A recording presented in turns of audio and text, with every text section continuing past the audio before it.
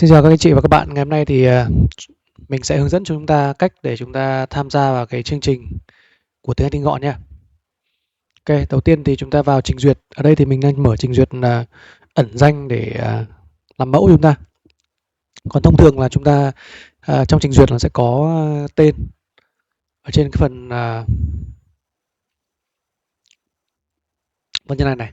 Sẽ có cái tên đăng nhập của chúng ta, email các thứ thôi, thì mình sẽ hướng dẫn mọi người một cách đơn giản nhất là chúng ta vào trang web là học.tiếng-anh-tinh-gọn.com. học.tiếng-anh-tinh-gọn.com. Rồi ạ. Thì nhớ là có chữ học đằng trước nhé. hoc.tiếng-anh-tinh-gọn.com. Chúng ta đăng nhập vào phần login. Được chưa?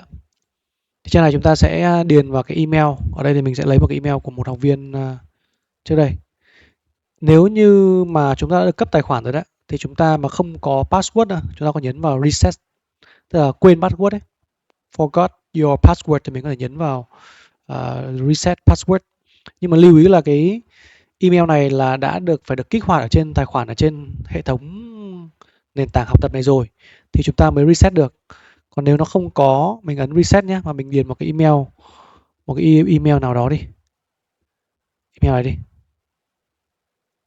Đây, tức là email not found, là hiện ra thông báo là email not found, tức là email của chúng ta chưa tồn tại, được chưa? Thì email của mình phải tồn tại rồi thì nó mới gửi cái thông báo nhé. Đây là mình sẽ giả sử là mọi người đã có cái email và đã được kích hoạt rồi nhé. Thì chúng ta có biết password của mình rồi hoặc là đã đổi password rồi. Cái cách reset password này là chúng ta đổi cái password. Thông thường thì mọi người nên đổi password nhé.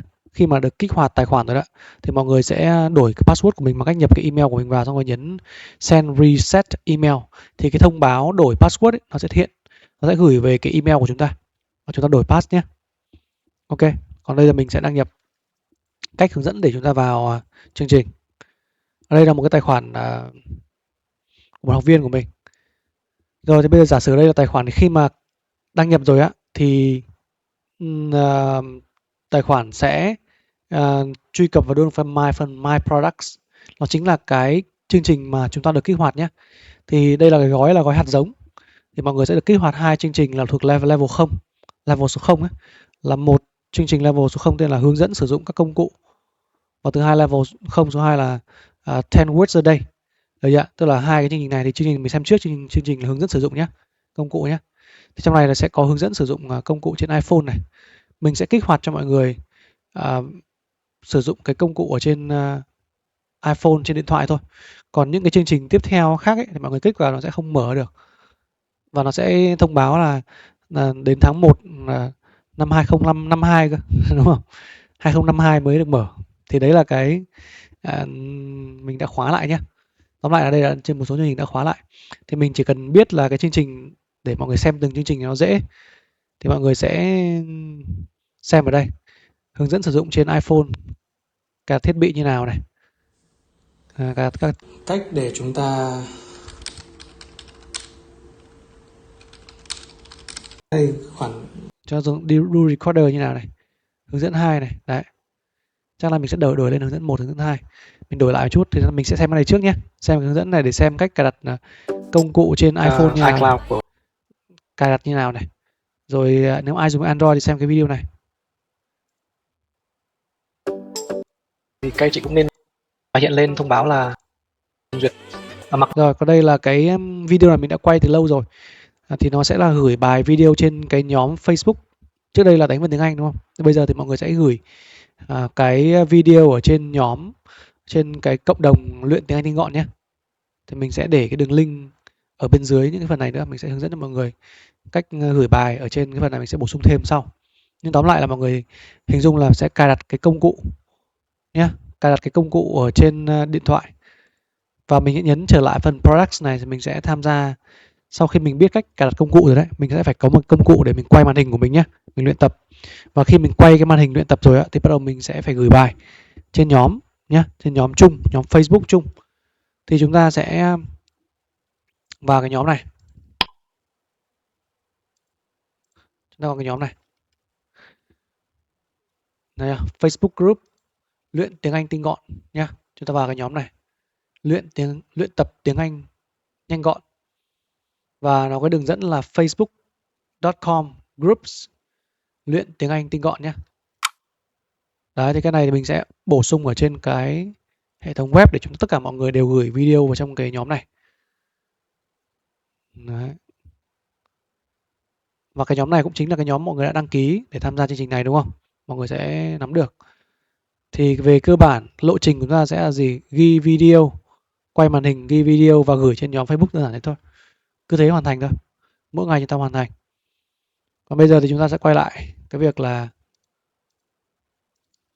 luyện tập như nào ha. Thì cái chương trình chính của chúng ta đã được tham gia kích hoạt đấy. Chương trình này nó sẽ kéo dài gọi là rất nhiều thời gian. Thì mọi người sẽ vào và sẽ được mở khi mà hoàn thành nhé.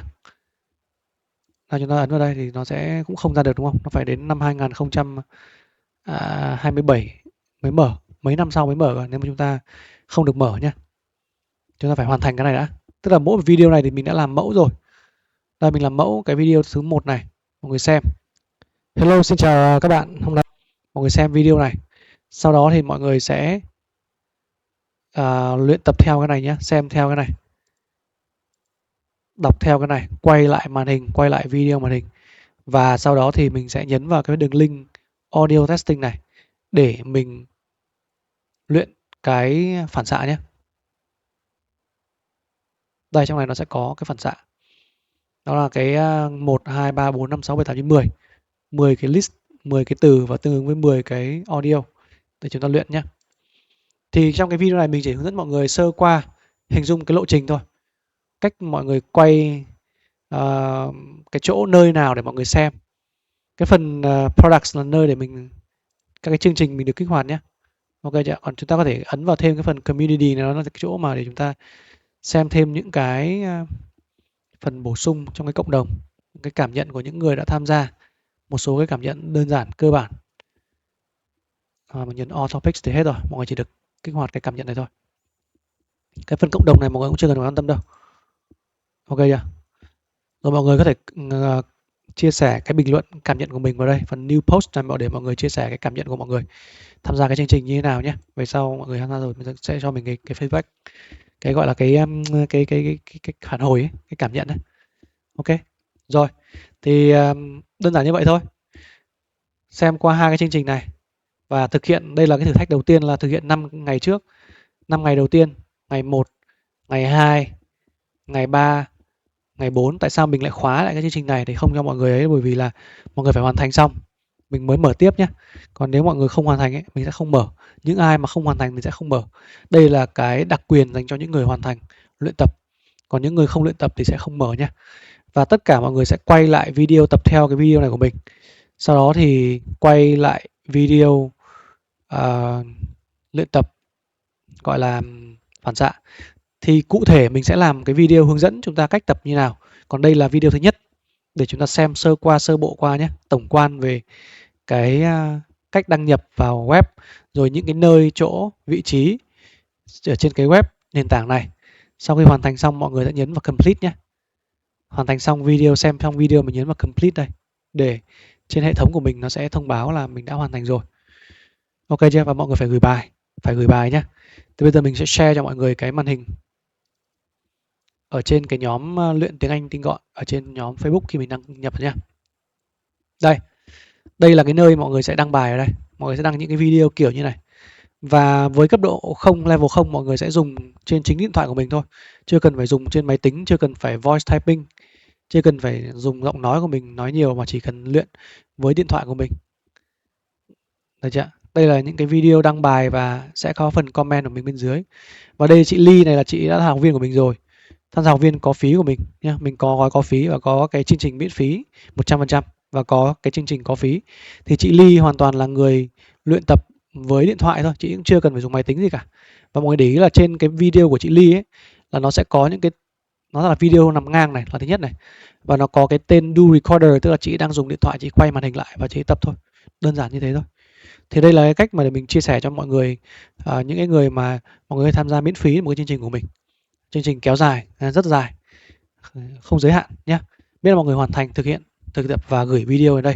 Cách gửi video đây thì mình sẽ làm cái video để hướng dẫn mọi người một cách cụ thể nhé. Rồi, hôm nay mình sẽ dừng lại video ở đây để mình kết thúc ở đây cho mọi người xem nó đỡ bị dài.